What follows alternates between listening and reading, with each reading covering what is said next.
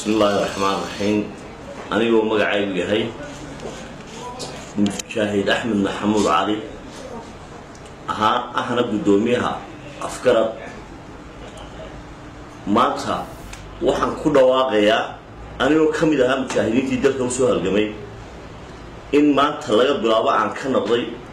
gooni taaga jamhuuriyadda Soomaaliya oo muddo dhowr iyo 20 sanadood dalka lagu soo maawelinayay sababaha uga noqdayna waxa weeye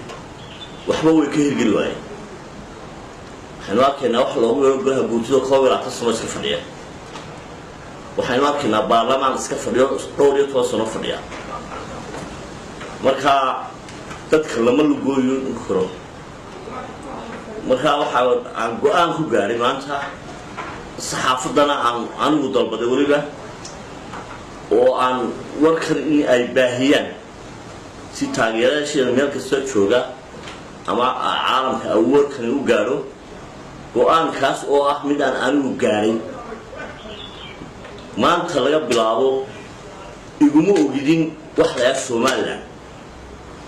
halka aan fadhiyaa maanta kaga noqday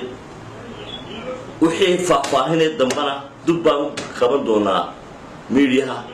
هدي الله يلاقو آديات بان مهنضية بحث الصحافة سيدي في عيني كرامة الرحي أي رسول شغين مدة ديرين آديات بان مهنضية والسلام عليكم ورحمة الله وبركاته.